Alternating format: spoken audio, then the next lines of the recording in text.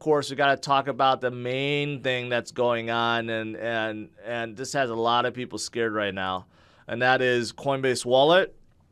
They officially declared yesterday that Apple has blocked NFT functionality really from the entire wallet. So this is really concerning on many levels because this could easily escalate further.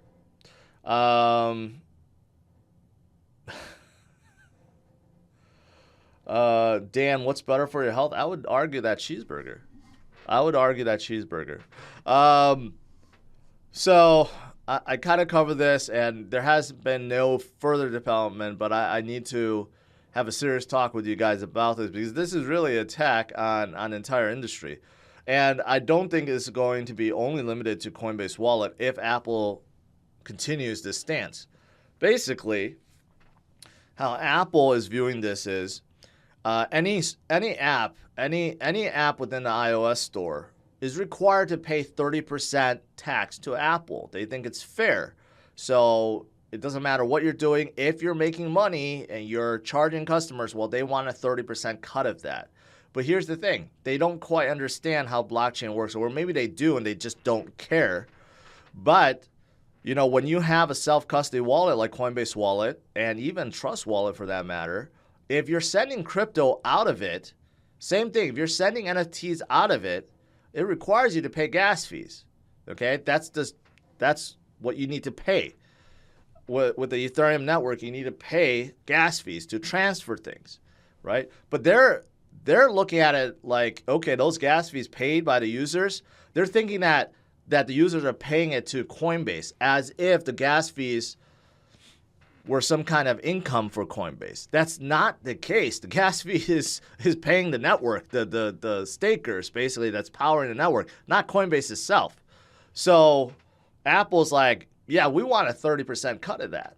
And Coinbase like, that's not how we operate. It's not money that's going into our pockets. That's directly going to the stakers of Ethereum, right? But Apple doesn't seem to care. So Apple did a couple things. Coinbase Wallet has a new pending version that was supposed to be approved and released. Apple blocked it. And second of all, Apple blocked NFT transfers already. So if you have Coinbase Wallet, you can't transfer your NFT out right now. It's completely blocked. So those two things happen. Now, how this could get much worse and escalate is, well, right now, apparently, you could still send crypto in and out, right? You could that also requires gas fee, but somehow Apple is like okay with that. But it could easily escalate to there where you can't even send crypto out anymore because, again, it requires you to pay gas fees and Apple wants a 30% cut of that. It could easily escalate to that, okay? So that's where, you know, this whole thing is just really an attack on crypto overall. And this could easily expand to other wallets. I just saw someone mention, well, if you download Trust Wallet on iOS, it could easily expand to Trust Wallet too. So I think Apple's attacking Coinbase first because Coinbase is, of course, the biggest and most recognizable exchange in the U.S. But they could easily expand this to all wallets, all mobile wallets that has an app within an iOS store. So that's the latest, and this thing is really dangerous if you think about it, because this is really not just attacking Coinbase. This is attacking the entire space. We know that Elon recently just complained about this with Apple. I'm hoping that Elon somehow talks with Tim Cook once again, because he had to go to talk to Tim Cook about this whole thing with Twitter being blocked and so forth. They somehow hashed it out. You know that Twitter's also working on their own wallet. There's no doubt in my mind they're working on their own wallet. And Elon is a big fan of crypto. So I'm sure he's going to have a conversation with Tim once again about this, because I don't think Tim quite understands. Or again, he does understand and they just don't care that the gas fees paid is to the stakers of the network, not in this case to Coinbase itself, right? So that's where we stand right now. If you do have a Coinbase wallet and you have a substantial amount of NFTs on there and you don't know what the hell to do, well, you can, luckily in this case, you can restore your wallet onto another device. So you can restore it, first of all, to, say, Trust Wallet and then get your NFTs out. I've been told that you can access Coinbase Wallet through the browser and also get it out that way. But this could easily escalate if Apple decides to attack Trust Wallet or any other wallet within the iOS store. It could be the same thing. So that's where I don't know. Like, more than 50% of users are on Apple devices and using iOS apps. So it's going to make it very difficult. Right now, as it stands, Google does also, take a share of the profits, but they have not done anything drastic yet, right? But I guess we'll see. So just be careful right now with everything that's happening. Now, wallets getting attacked out of nowhere, right? So just be careful. I would highly suggest, if you are on Coinbase Wallet, not Coinbase, not the exchange. The exchange is still fine, in my opinion. But Coinbase Wallet, which is a self-custody app, I would say that if you're using an iOS device, you probably want to get out as soon as you can. Now, if you're on Android, I think it's okay for now. But still, if you're on iOS, you probably want to get out immediately until this thing gets resolved or not resolved. I don't know, but hopefully it does. All right. I am on Android already. I don't know. I've never been an Apple guy, so I don't use any Apple devices. My kids do, but yeah. Yesterday, Ankr did have this huge exploit. $6 quadrillion worth of Ankr tokens minted. So I don't know how they exploited it, but they did. And then they started using the exploited tokens, and they started draining out all the liquidity pools, okay? Because there's a lot of liquidity pools that use the synthetic token, and they started to convert to BNB or synthetic BNB.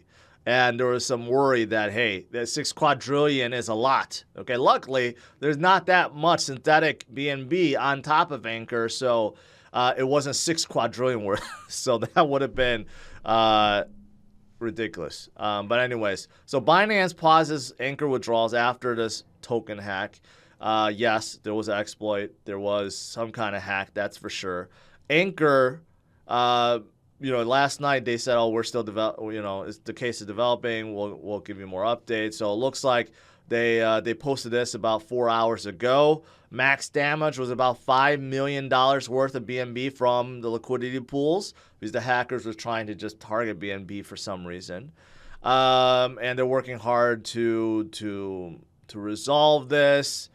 They say they will be drafting a plan, and we're committed to compensating affected users. So luckily, that's like 5 million and not like 500 million or 6 quadrillion as it was reported yesterday, because that would mean that Ankr basically it's done as a project. But they probably lost a lot of users and followers after this. So. They are still trying to figure out how to compensate, and I'm sure they're trying to figure out how this exploit was done in the first place, right?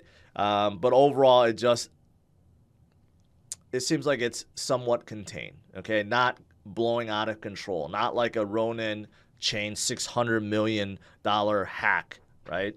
So luckily, we're not seeing something else disastrous and spreading, right?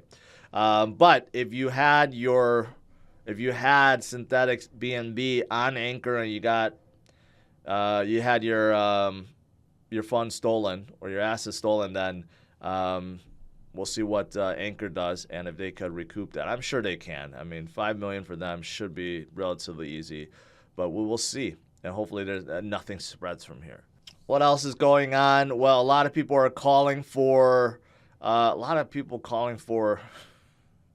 SBF to go to jail. He's been doing interviews left and right. He went on the Twitter Spaces recently. He did it with the Good Morning America, and he admitted some pretty damning stuff. But basically, he never, ever, ever cared about risk mitigation or risk management, stuff like that. He never, ever cared about risk at all, basically, he admitted to. U.S. Justice Department definitely wants FTX to be investigated and SBF to be investigated, and this whole thing being investigated while he's doing all these interviews claiming that he has no idea what's going on. Mark Cuban says SBF should be very afraid of going to jail for a very, very, very long time. And Mike Novogratz says, yeah, the guy is delusional and he is heading to jail. And even Jesse Powell, the CEO of Kraken, said SBF is completely full of you know what. And basically, SBF explained it like this. It didn't matter. They're looking at the net assets. So they were weighing customer deposits and FTT together. So as long as FTT could cover customer assets, they thought it was okay. So that's why when he sent all the money to Alameda, $8 billion worth of customer assets, right? FTT, in his mind, he thought that FTT was covering for that because FTT, I guess, was still high. Who knows if there's manipulation by him and the team anyways to drive FTT higher. But he thought because FTT was going up, that's okay to shift customer deposits away. You know, stuff like that just doesn't make any sense. The two should be completely separated, right? But that's something that he did not care about, or he knew. I mean, he's saying that he didn't know, but did he really not know? Or it's just he's full of, you know what, like Jesse says. So probably the latter. As for Bitcoin, you guys know Bitcoin is still holding strong. The industry has been attacked a lot recently, okay, obviously, on all fronts. A lot of it internal attacking, you know, FTX collapsing and bad actors causing another contagion to happen, right? But we're getting a lot of external attacks right now too. But what I'd always say, stay strong, stay focused. You know, this is part of the weeding out process, okay? And, you know, the entire industry is only getting stronger. Despite all the attacks that's happening, there are still many, many, many, many people in this space, and many, many, many more will be entering this space in the future. So don't be giving up. And that's why holders and number of addresses, assets being held, you know, continues to go higher and higher and higher. So keep that in mind. Keep that in mind. And then I think that's pretty much it for everything today. For those of you guys that are Elon fans, Elon did deliver the first Tesla truck. You know, this is what, it's been 5 years pending, and they shipped the very first one to Pepsi. And I didn't watch this live stream, but you know, they show like this truck, you know, carrying load, I think 82,000 pounds for 500 miles. And that's what the cabin looks like with 2 screens and 1-seater. You know, looks pretty darn cool. And then obviously it has the performance, but people are questioning whether or not this truck is going to be usable in real life. Because they show this fancy charging station. I have no idea how long it's going to take to charge a semi-truck. And where do you see these fancy charging stations at? I don't think it's out there yet. So Pepsi would have to build it for themselves to make this work. So there's a lot of questions about the Tesla Semi at this point. Looking at the U.S. market, not looking so good. Down about 400 points. And that's because jobs report actually came in good. See, this is why I've been telling you guys, the U.S. economy and how the stock market works right now is completely in reverse. When we have good data, the market drops. When we have bad data, the market goes up, right? So it's complete reversal right now. And that is because people are anticipating something like this will change Powell's mind from going dovish and sticking with hawkish. And that's not what we want.